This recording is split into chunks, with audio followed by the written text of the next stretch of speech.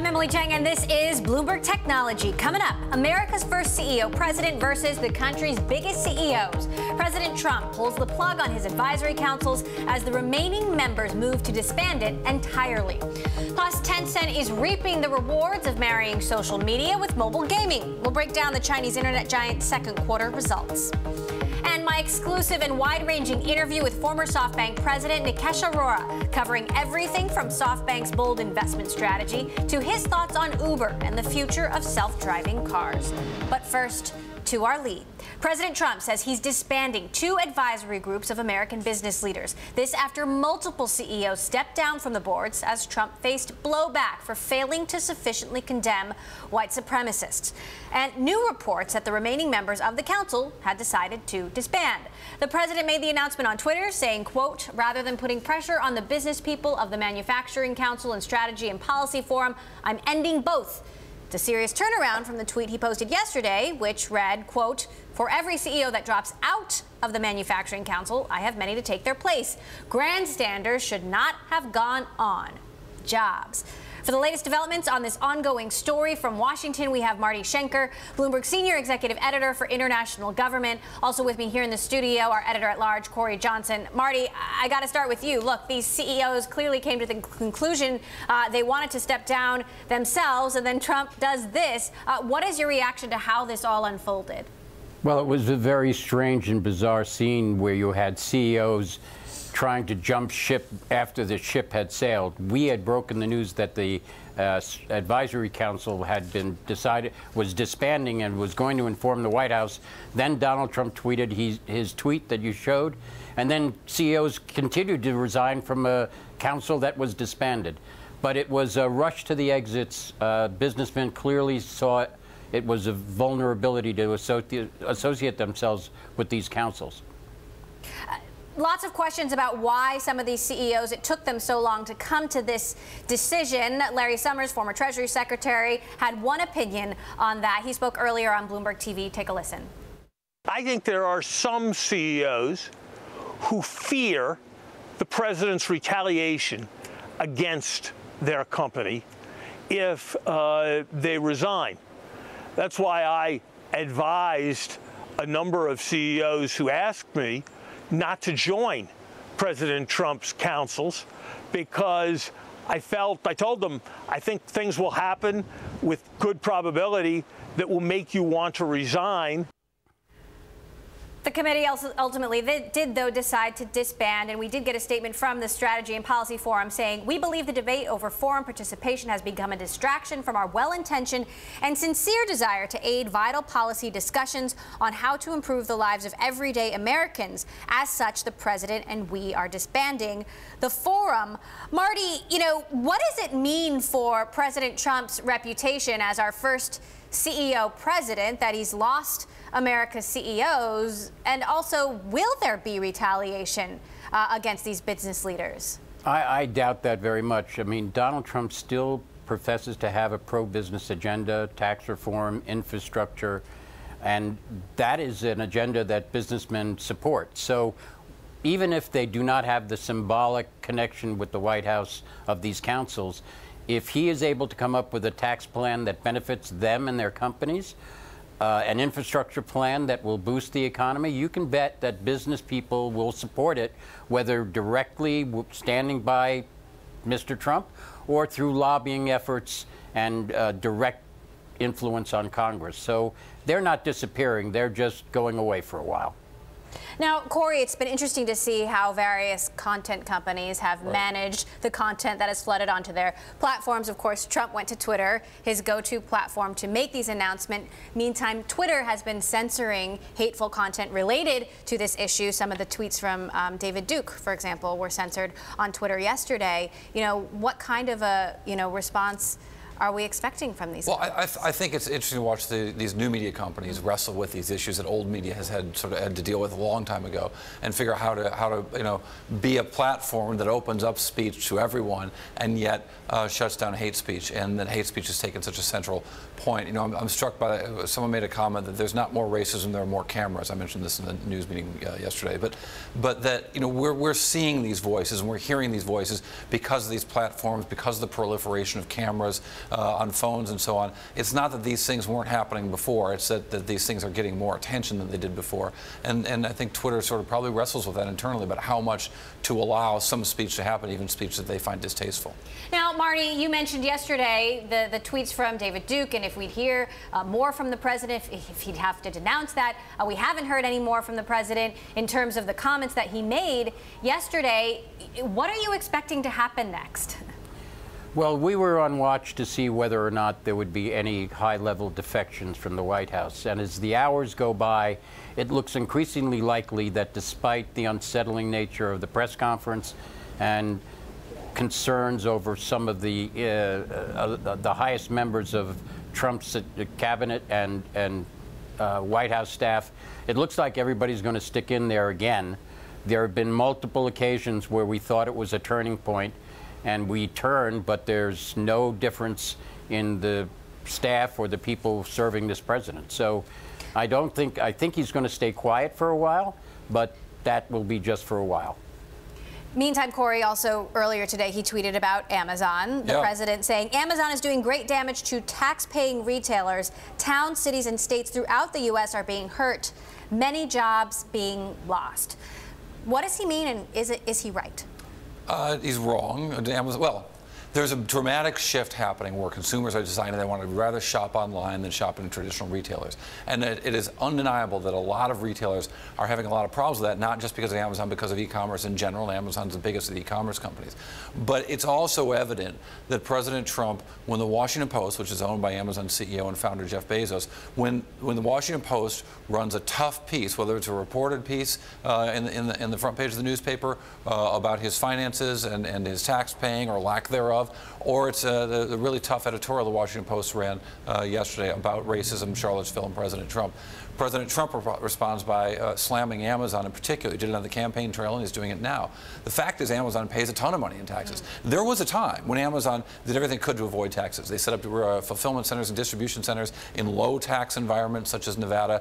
But they've decided that after pressure from states, pressures from the state of California in particular, to not only start paying local sales taxes in states, but also push their distribution out closer and closer to people. They're employing a lot more people than they ever did before. In doing so, the net add of Amazon jobs might not be equal to the contraction in physical retail, but Amazon's also paying a lot of taxes. Last year, Amazon paid over 40% of its operating profit in taxes, according to financial filings and the SEC filings. So they've paid a lot of money in taxes, unlike days of yore. Could this the president's sentiment impact Amazon, the pending Whole Foods deal? Could this hurt Amazon? It's unclear what the FTC is going to say about that deal, but most people who have looked at this think that because there's so much competition in the world of grocery, that Amazon's acquisition of Whole Foods will not face pushback from the Federal Trade Commission as they examine this deal. And indeed, you could see Amazon rush the bond market this week and raise so much money to pay for the Whole Foods deal. It could, it doesn't look like the Trump administration is going to be able to squash that. All right. Marty, one last question for you. I know the president has announced a rally on Tuesday in Phoenix. What do you anticipate there? I anticipate him being in an environment that he really feels safe and comfortable. Arizona being a place where immigration is of great concern and interest.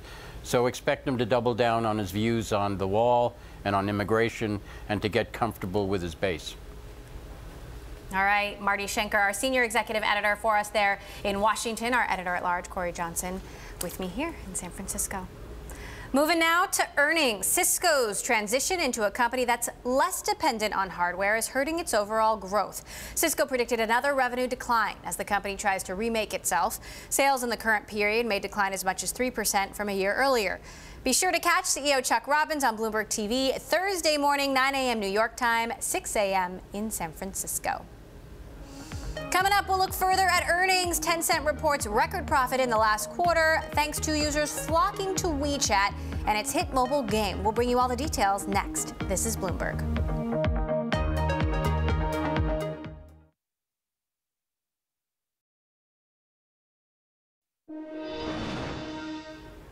Tencent, one of the largest tech firms in China, reported monster growth in the second quarter. The results were boosted by its messaging app, WeChat, which now has more than 960 million users, and sales from online games, which jumped 39% over the period.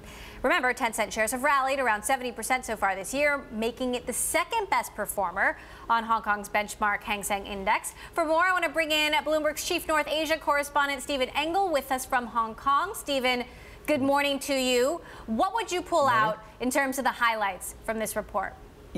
Yeah, I mean, you look at those WeChat numbers, 963 million. If you add the QQ users, another social media platform, it's more than 1 billion users. And what they're now doing better is monetizing that user base in WeChat and QQ to drive mobile gaming and making an ecosystem for that, because we saw mobile gaming revenue for the first time surpass that from the desktop gaming. So that's always been their juggernaut, mobile gaming. I think internet value-added services that includes mobile gaming makes up about 71% of Tencent's revenue.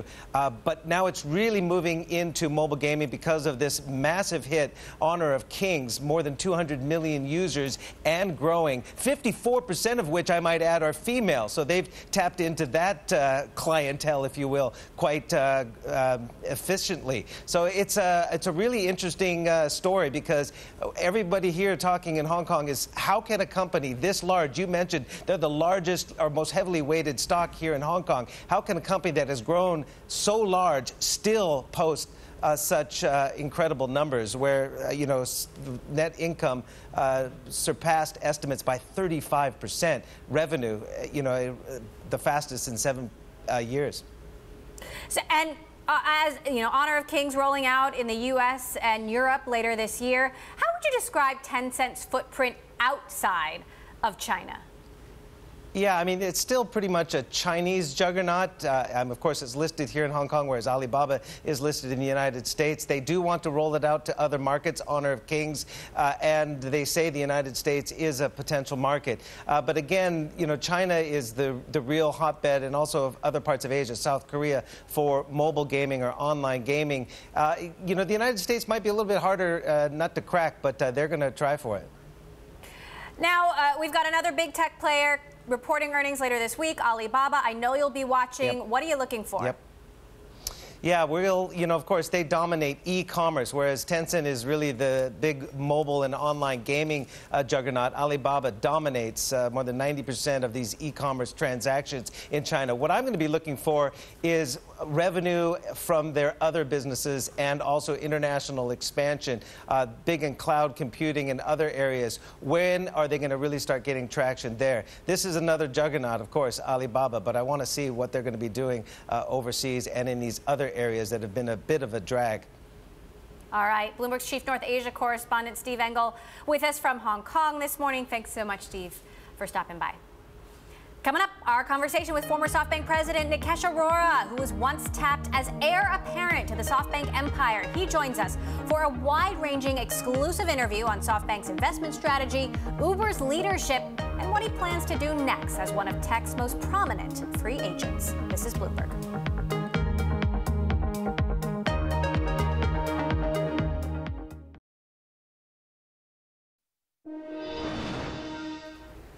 Former SoftBank president Nikesh Arora, who was once tapped as heir to the SoftBank empire, joins us this week on a special edition of Bloomberg Studio 1.0. In a wide-ranging conversation, we talked about everything from SoftBank's investment strategy to his relationship with Masayoshi Son and his thoughts on the road ahead for Uber. But first, I asked Arora about his humble beginnings growing up in India and how he was personally invited by Larry Page to work for an up-and-coming internet company called Google that had recently gone public. Well, the business model was pretty robust. Google was doing around $2 billion in revenue at that point in time. But I'd say the international operations and scaling was still very early. I think Tim Armstrong did a great job, because he actually, the United States team, which Tim ran, was doing really well, and he had already put that into place. I think we took the model Amit and Tim built, and we deployed it across Europe, and Tim and I used to compete on how big can we make the different regions grow to. So Google has since become Alphabet, dominates the online ad market. What do you see as the biggest risks to Google's business model now? We fail to realize how much effort and execution it takes to build an advertising juggernaut, which Google has built and has in place, which works really well. And I think Facebook has built one too. And I don't think there's a third.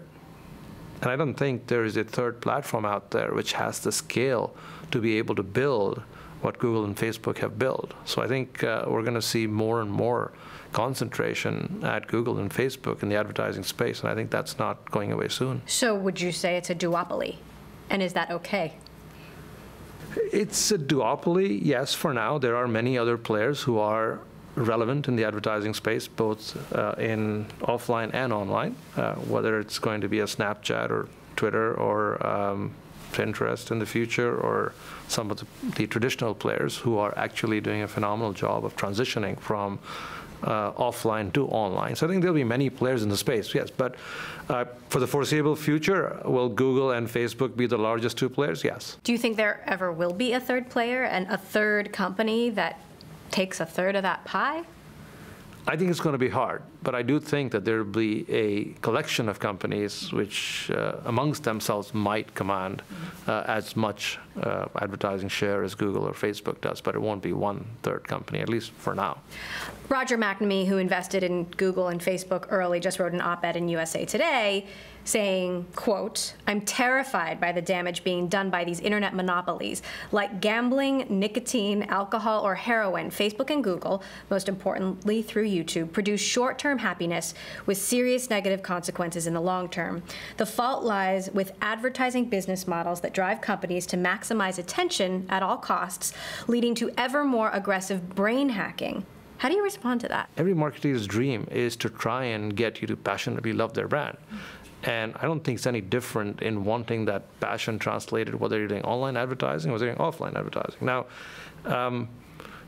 the consumers are smart enough that if they get bombarded by advertising and it overwhelms the primary purpose of what they went somewhere for, whether it's a newspaper, whether it's an online website, whether it's a video, they sort of vote by walking away. You ran Google's European operations for 5 years. That's right. They've just gotten slapped with a $2.7 billion fine by the EU. There are more inquiries open. How big a threat are these European regulatory issues?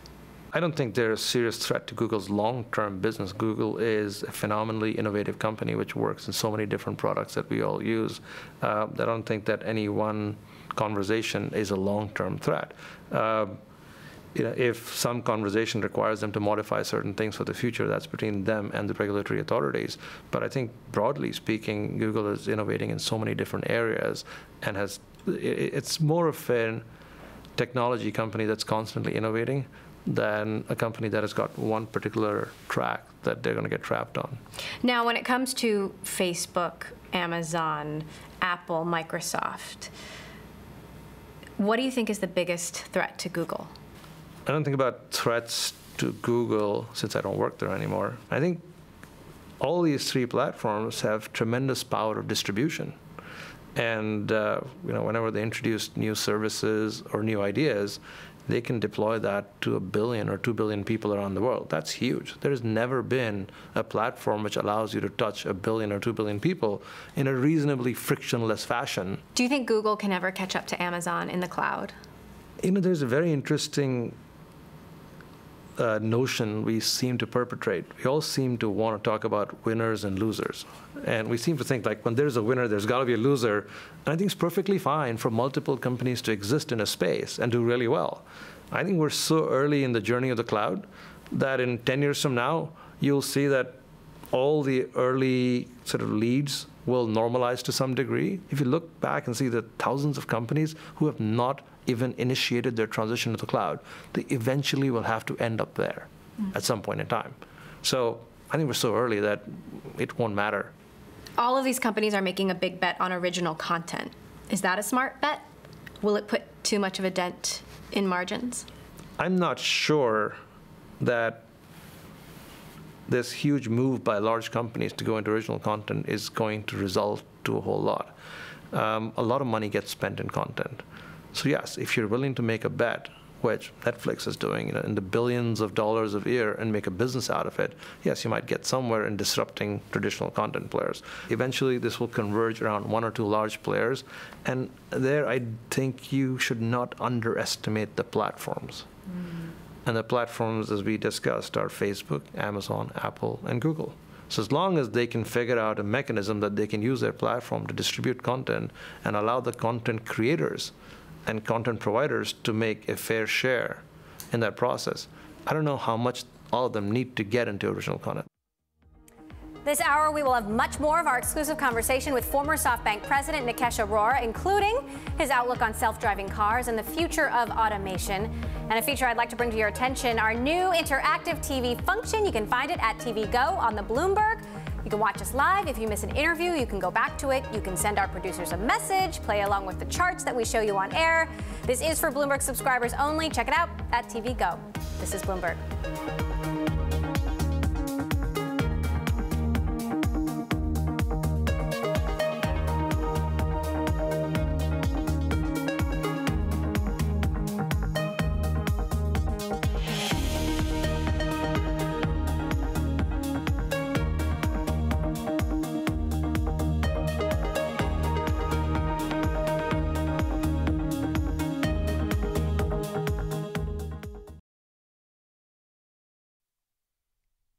I'm Mark Crumpton in New York. You're watching Bloomberg Technology. Let's begin with a check of first word news. UN Secretary General Antonio Guterres says tensions on the Korean Peninsula are at their highest level in decades. Guterres sought to remind the world of the suffering caused by the Korean War. More than 3 million people were killed, with the civilian death rate higher than the World War II. And the Korean Peninsula was left in ruins, and many nations were directly engaged and experienced heavy losses. We need to heed the lessons of history, not to repeat the mistakes. Vice President Pence is calling on Chile to break all diplomatic and commercial ties with North Korea. Pence says he made the request during a meeting today in Santiago with Chilean President Michelle Bachelet. He's also asking Peru, Mexico, and Brazil to do the same.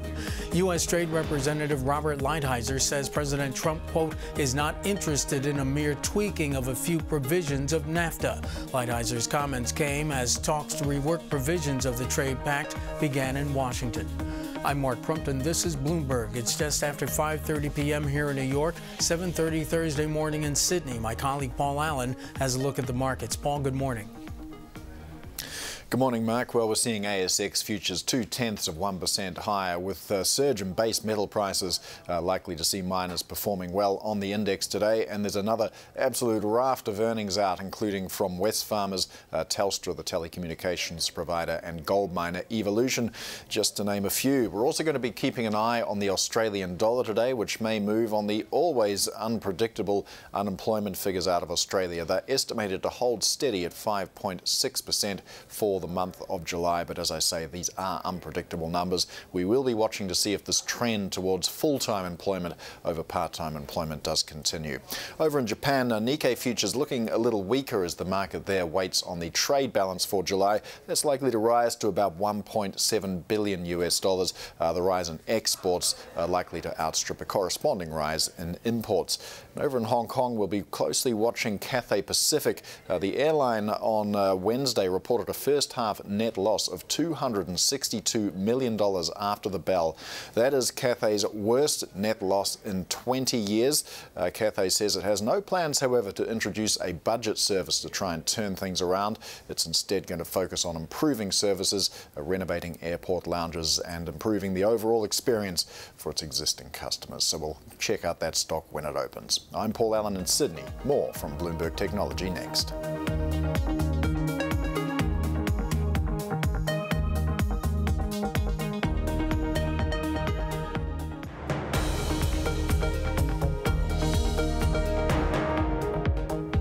This is Bloomberg Technology. I'm Emily Chang. Turning back to former SoftBank President Nikesh Arora, who spent 2 years investing alongside Masayoshi Son after a decade running business at Google. He's our guest this week on Bloomberg Studio 1.0. In part 2 of our exclusive conversation, I asked him about who's winning in the self-driving car race and how soon they will actually hit the road. I'm in the camp which thinks it'll be a while before we see a large proliferation of self-driving cars around us. I think the economics, the regulation, the retooling required to get this to happen in scale is far, far, far away. And I think we haven't even thought about the ownership models and the societal problems that it's going to cause, and how do you park these cars? Where do you put them? We may see people who can do closed-loop tests and show you that things going to work. That could happen in short order. But I think large-scale deployment and having an impact on the rental business or the ride-hailing business, I think is still further away than we think. Should Uber and Lyft and Didi and Google and Apple, should all these companies be working on self-driving cars, or should they? I think different answers for different companies. Okay. I don't think the ride-hailing businesses should be worrying about making their own self-driving cars at this point in time in life. Why not? I think it's early. I think the ride-hailing industry hasn't settled down. We haven't quite figured out where that industry is going to stabilize. I think they have lots and lots of work to do in the logistics, in the way they move cars from one place to the other, in managing supply and demand, and they're very early in their evolution. So I think if they focused on creating operational excellence in their current business, they might be better off. And there's lots of OEMs, there's lots of tech companies working on self-driving cars. I think a partnership approach might be better than trying to do it themselves. I know you spent a lot of time thinking about the ride-hailing business. When you were at SoftBank, you put a massive bet on Didi Chuxing. You know, both Masa and I had long conversations about ride-hailing, and we were very impressed by the Uber model. But at that point in time, we felt SoftBank would be better served investing in some of the other players. So we invested in Ola in India very early. We invested in Grab Taxi very early in Southeast Asia. And we also partnered with Alibaba and Tencent and invested in Didi. And I think subsequently, since I've left SoftBank, Masa has doubled down on many of those bets. So look, I think when you can find an industry where you feel that somebody has developed a product or service from which there is no going back, so it's here to stay, it's a great place to be. It's like when things go from a nice to have to a must have in your life, you realize this is a winning scenario. And you understand that this is going to get more and more popular over time. So I think it's clear in China that Didi is kind of the only player. So I think you can see where if they keep executing well, this is a huge opportunity for them. This also plays into the needs of the country, where you don't want to have car ownership, you want more green cars, and it's much easier to take large players like Didi and get them to work with the government on getting the green stuff, and the electric cars. Uber has pulled out of China, Uber has pulled out of Russia. Do you see them making those same decisions in India, in Southeast Asia, in Brazil? Again, we're going back to our winner-loser conversation, because they did. No, I totally agree. They did that. I actually believe it's possible for two players to coexist in a market and coexist happily. But I think that requires the markets to rationalize and stabilize. There are many industries where there are multiple players. That's players that coexist. You look at telecom services. There are 4 players in the United States. They're competing every day, but some of them actually make large amounts of money. Look at the cable industry, and I think this is a very large market. So yes, can they do deals in those markets? I'm sure they can. Can they go it alone? I think they probably could. Do you see that with Uber and Lyft here in the U.S., that this is a 2-company market? As of now, it is. Does that continue? It's hard to tell, but I think it will continue for some time. But as you know, there's so many different conversations and moves going on in the market that it's hard to call where it's going to settle down and stabilize. Travis Kalanick leaving Uber, right call? I think for now, yes. I think somebody needed to take responsibility for all the things we read about in the past year. And I think leaders are expected to step up and take responsibility for all the good and all the bad. I think, as we all have heard and read, they have some serious cultural issues. They have some issues in their operations, and somebody had to take responsibility. And I think whether Travis took it or the board encouraged him to take it, I think that was the right decision. Can that be fixed? Can the culture be changed? Can Uber accomplish what it needs to without a founder at the helm? We all talk about Uber and the great service and product that it has created for people. I think the credit goes to the early team at Uber, their doggedness, their perseverance, their ability to take on a whole bunch of things against all odds and build what is a great product for the consumer. Should they have done certain things differently? Yes. And some of those things need to be fixed. Should they have a different culture based on everything we've read? Yes. Clearly, a leadership change is needed, and that is being talked about. I think it will be a challenge because in every situation that we see around us, the risk appetite changes when you take a founder out of the equation. Mm-hmm. Now, the good news is Uber has multiple founders, and some of the others are still involved in the company, and one can hope that they can provide the backbone for the risk appetite while a new leader goes ahead and works with them on the cultural issues and tries to make Uber the company as good as the Uber the product. Your name has been floated for the CEO job for Uber. Are you up for the job? I think it's the board has made it very clear they're looking for a CEO, who's an existing CEO or an ex-CEO. Are you interested? I think I cannot answer that question since I have not had any conversations. You have not had any conversations with them? No, I have not. So what's your advice then to whoever ends up in that job? The person, whoever ends up in that role, has both a cultural set of issues to fix and also has a whole series of operational things to do, because at the end of the day, if you don't have operational excellence in a company, you actually have cultural problems as well. I think coupled with that, whoever's in that role also has to work on the leadership issues, both, I think, within the company and the board. I think they have a fractious board, and they also have a management team which needs a cohesive leadership approach. In a few moments, we'll have more of our exclusive conversation with Nikesh Arora, including his thoughts on his tenure at SoftBank and Masayoshi Son's bold investment strategy. He was just talking about Uber there. The company is said to be in exclusive talks to arrange up to $12 billion in funding from 4 investors. According to people familiar with the matter, those investors include SoftBank, China's ride-hailing giant Didi, and U.S. equity firms Dragoneer and General Atlantic. But the deal hangs on the outcome of a courtroom fight between 2 Uber board members. Coming up, Apple is making a major push into original programming. Later, we detail the steps it's taking to compete with the likes of Netflix and Amazon. This is Bloomberg.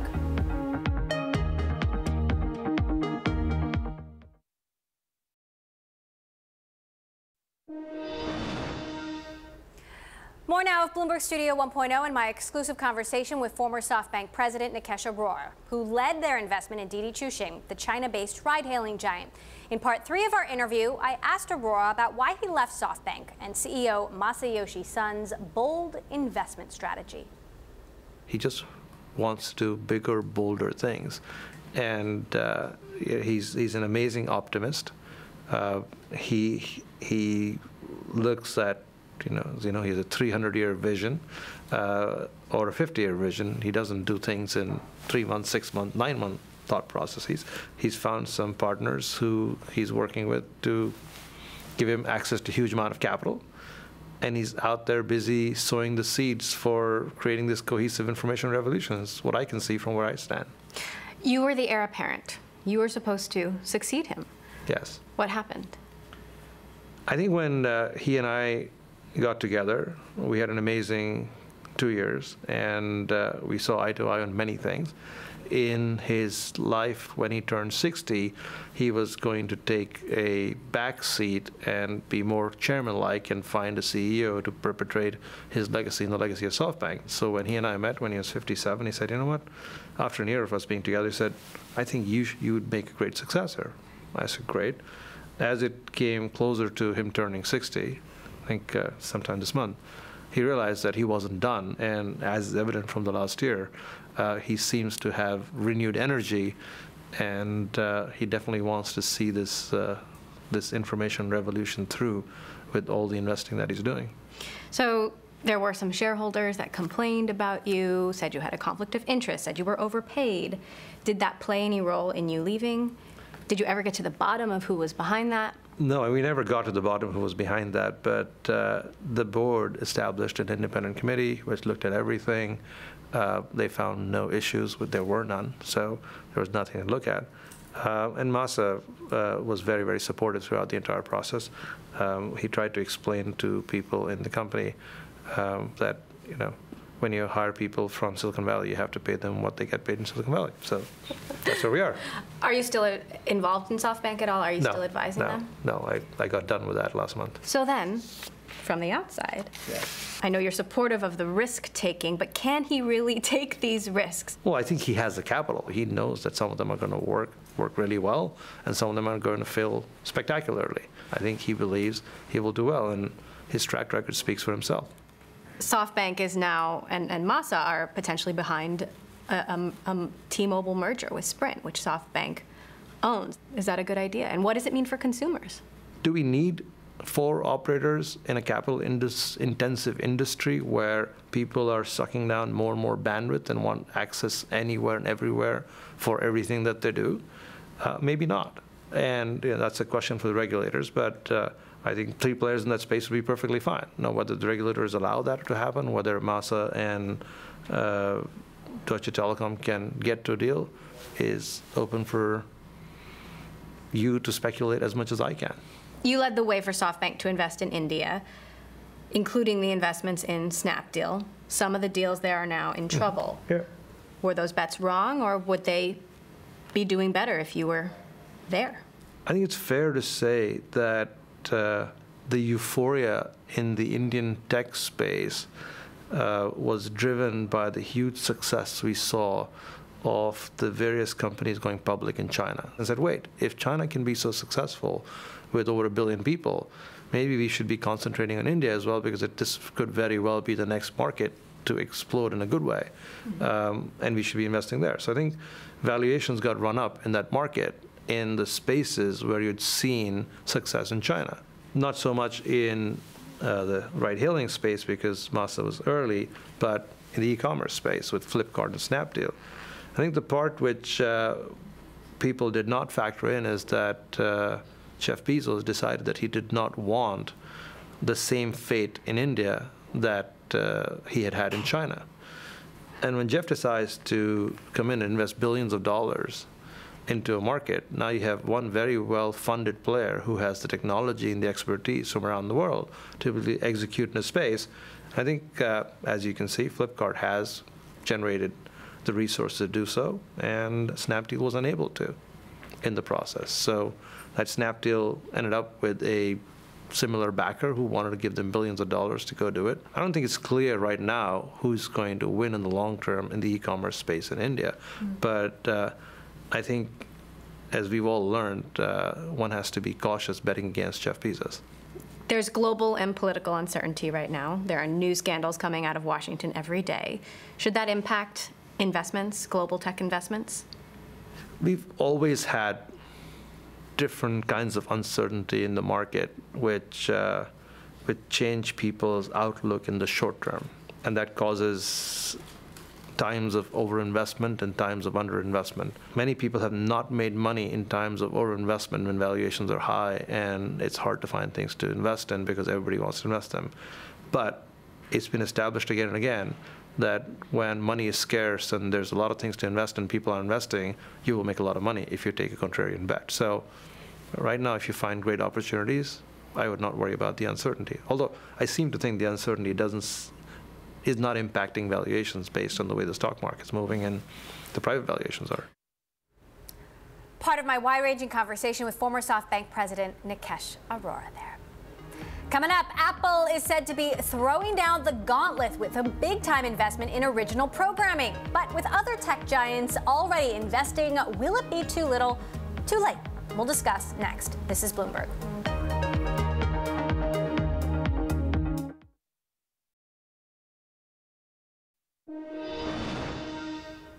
Apple is out to make a splash in Hollywood. The tech giant plans to spend about $1 billion on its original programming in the next year.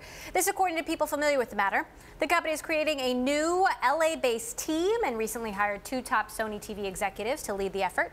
The news comes amid Apple's intensifying efforts to compete with the likes of Amazon and Netflix, with both having solid footing in the space already. Joining us now to discuss, Bloomberg tech reporter Alex Webb, who covers all things Apple. So what do we know about their plans? Very little, as in typical Apple fashion. We know they're building a team in Los Angeles. They have an office there, which was essentially originally the Beats office, and where they now have Apple Music. Jimmy Iovine sits there, the very prominent record executive turned Apple executive. And from Apple Music, they have been doing small things in television programming. We saw Carpool Karaoke, Planet of the Apps. Now they've carved that team aside. It no longer is part of Apple Music. It reports to Eddie Q, the head of Apple Services business, and they've got a big wedge of cash now to spend on original content. Now, we did ask Tim Cook about this when we spoke ahead of the earnings call a couple weeks ago, and he said, right now we've just gotten started when it comes to investing in original content. We feel good about where Apple Music is, very good. Subscriptions continue to move along, and I do think video will be a contributor over time. How big a contributor? Up to a point, it's them replacing revenue which is gradually being lost from iTunes. Right. At the moment, I don't know about you, but when was the last time you bought a film on iTunes? I do all I can to not buy movies. Well, there we go. and you know, you have Netflix and Amazon, so they're plugging that gap. Now, Apple's trying to ensure that revenue doesn't disappear from iTunes and go to Amazon and Netflix. It stays with them, and also then serves to glue people to their products, to their iPhones, to their iPads. The odds are, while you'll be able to watch these films on PCs, you will probably not be able to watch them on an Android phone or a Roku or something like that. Are they trying to play in the House of Cards, Game of Thrones arena? I think there's every chance. You're speaking to some of my sources a few months ago when we weren't quite sure what the ambitions were. And this is why this news is quite interesting, because it shows the extent of their ambitions in the space. But they sort of said, we're going to see what happens with these early shows that we've done, and from then take some steps and see what's possible. Now, the people they've hired, they hired 2 prominent executives from Sony who were behind Breaking Bad. That kind of perhaps gives a hint at the scale of some of the things they're trying to go for. So these Sony TV executives, former Sony TV executives, what do we know about them and what they've worked on? I mean, they're very prominent guys. I'm afraid to say, short of getting up their IMDb page, I can't name everything they've worked on, but Breaking Bad is the most prominent project. Jimmy told us... Not a bad record. Pretty good calling card. When we spoke to Jimmy Iovine back in April, he said that they were aiming to have 10 original shows by the end of the year. We know about perhaps 3 or 4 of those. It could be that some of those are very substantial projects. But let's say one thing to put it in context, though. The $1 billion that Apple is going to spend in the next 12 months, that compares to sort of $4.5 billion that people estimate that Amazon will spend this year, and $6 billion, that Netflix will spend. So it's a big sum of money, but it's not as much as some of the competitors. We've been looking at some video of Planet of the Apps. We know that it didn't get the best reception. I mean, when it comes to their efforts so far, how much success have they actually had? From a critical perspective, there have been some hiccups. It's very hard to know what it's doing in terms of viewership. But so far, these products have really been about dragging people towards Apple Music. We should also say, though, that it's been a learning curve for Apple. They haven't necessarily had these experts in the TV industry in production, in procuring the right projects. And that's what they've done now by bringing on board some of this talent from Sony and elsewhere. The thing I heard today from some of the sources I spoke to, full credit to the Wall Street Journal, they broke this story first. We were able to match it. And they were saying that they're really hiring aggressively in this space. They're trying to expand it substantially. All right, we'll be watching. You'll be watching. Alex Webb, who covers Apple for Bloomberg Tech. Thanks so much. And that does it for this edition of Bloomberg Technology. On Thursday's show, we'll cover all things Alibaba with Alibaba results with investor Hans Tung of GGV Capital.